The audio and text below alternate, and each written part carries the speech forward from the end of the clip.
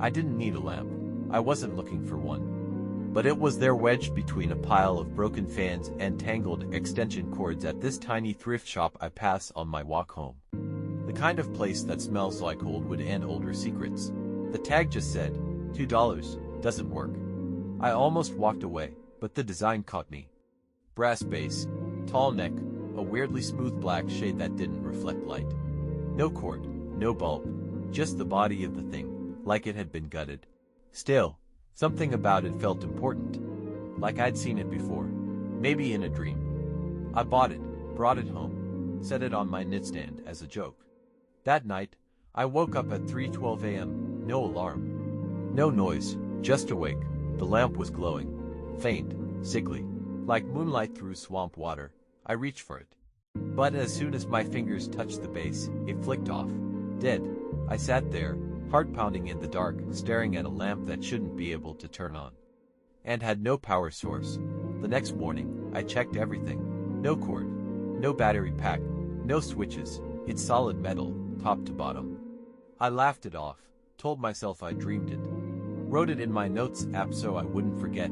The next night, same thing. I woke up. 3:12. The lamp was glowing. This time, I didn't touch it. I just watched. And slowly, shadows started to move across my bedroom floor.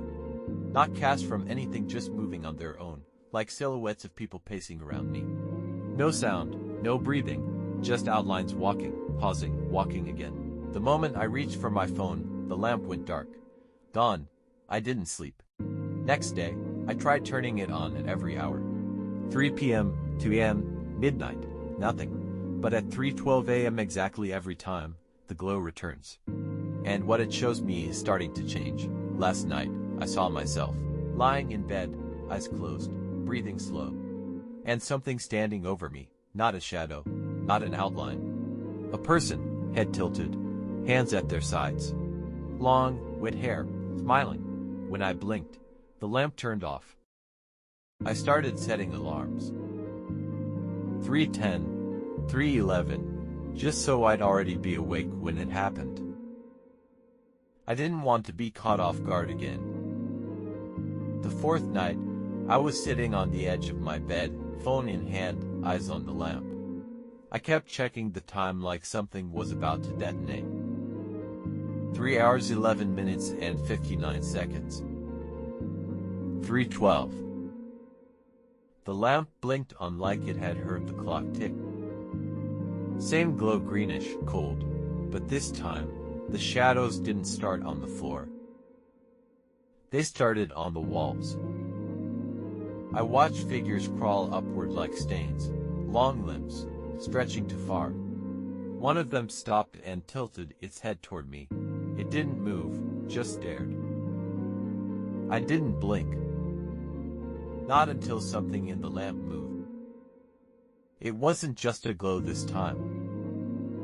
It was showing me something. Like the light wasn't just illumination, it was projection.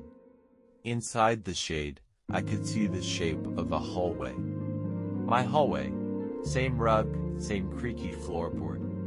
The door at the end was open, and someone was walking down it.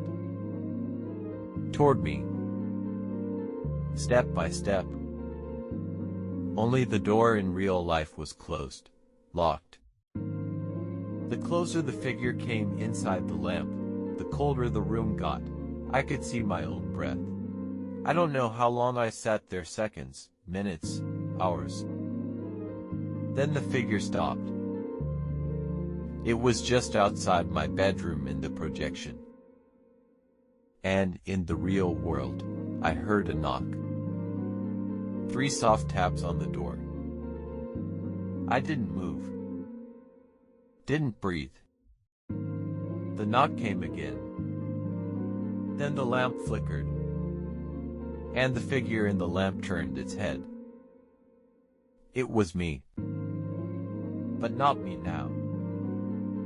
Eyes sunken, cheeks hollow. Clothes soaked like I'd been crawling through a lake. And that same grin. It stared right into me. I left the pieces of the lamp on the floor. Didn't touch them, didn't sweep, just closed the door, and tried to pretend it never happened. That night, I turned off every light, taped the bedroom switch, slept with my phone light facing the ceiling. Still woke up at 3:12. No alarm. The room was dark, dead silent. But I could feel it. A hum in the air, static in my chest, like a presence was standing just inches away, watching, waiting. Then my phone light flickered, just once, and the glow came back. The lamp was whole. Back on the nightstand, no dents, no cracks, like I'd never thrown it. And worse this time, it was brighter, not just glowing, pulsing. I stared at it, and inside the shade, I could see something moving again. Not my hallway this time. My kitchen. And someone standing at the sink, back turned, hair dripping. I got up slowly, heart racing, and crept to the kitchen door. It was dark. No one there. I looked back at the lamp. The person inside had turned around. Their face was mine again, but distorted. The mouth hung open like a scream frozen mid-sound. One eye was missing, the other wide and bloodshot. It raised its hand and pointed behind me. I turned fast. The kitchen was still empty, but the faucet was dripping now. I never leave it dripping. I went back to the bedroom. The lamp was off. Totally dark. I reached for it and burned my fingers. It was hot. The shade sizzled like metal under a torch. I pulled my hand back and stared at the glowing outline it had left on my skin, for circles, like fingertips. That morning, I looked up the thrift store. No results. No phone number, no address. Just a dead blog post from 2009. It's not just 3:12 anymore. The lamp flickered on at 2:47 a.m. last night. No warning, no build-up. Just light faint, greenish and a low buzz in my ears, like someone whispering just below hearing. This time, I didn't move. I watched. The lamp didn't show a room, it showed me. Not just my face, my room, my position in bed, my blinking eyes. It was like I was looking at a live feed of myself, seconds behind, like a mirror that lagged. And then, it started getting ahead. I watched my image in the lamp turn its head before I did. I watched it blink when I didn't. I watched it lean forward, closer, while I lay frozen. That was the moment I realized, the lamp doesn't show the future, it doesn't show the past. It shows what will happen if I don't stop it. I lunged forward, tried to grab the lamp again. It didn't move. Stuck to the table, like it had grown roots into the wood. My phone started vibrating. No number. Just one word on the screen. Now. Then the bedroom door creaked open behind me. I turned, and for a second, the world glitched. Like static overlaid everything. My floor buckled. The walls stretched. The door didn't lead to the hallway anymore, it led to the thrift store. Shelves of broken radios, cracked doll heads. Mirrors that reflected different angles than reality. And at the back of the room, a pedestal. With the same lamp. Same shade, same glow. But this one was covered in dust, cobwebs, It looked older than the building itself. Someone whispered again. Not from the phone. Not from the lamp. From the corner of the store, just beyond the shelves. I couldn't make out the words, just the shape of them. I unplugged the clock. Took the batteries out of every watch.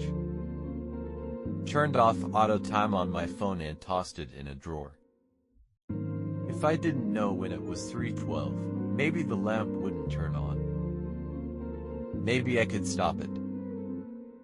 It worked. For 2 nights, nothing happened. No glow. No shadows. No lagging reflection. I thought I beat it. Then, last night, I blinked awake to darkness and warmth. The lamp was on. Even without time. Even without me knowing. And the room wasn't mine anymore. The walls were wood-paneled, dusty. The air smelled like mildew and old carpet. I wasn't in my bed, I was sitting in a chair, hands folded, staring straight into the glow. The lamp pulsed brighter. And now, instead of images, I tried to get up. But I couldn't move. Not paralyzed, resigned. Like I'd been here a long time. Like I'd already accepted what was happening. The room began to ripple. And I remembered something that chilled my spine. The thrift store didn't have a front door. I never saw one. Not going in. Not coming out. And now, in this room, there was no exit. Just the lamp. And the glow. I started screaming. Words, nonsense, begging anything. My throat was raw. The lamp dimmed. Then turned off. I woke up in my bed. Soaked in sweat. Breathing like I'd been drowning. I ran to the living room. The lamp was gone. Gone. Not broken. Not hidden. Just missing. And then, I saw it.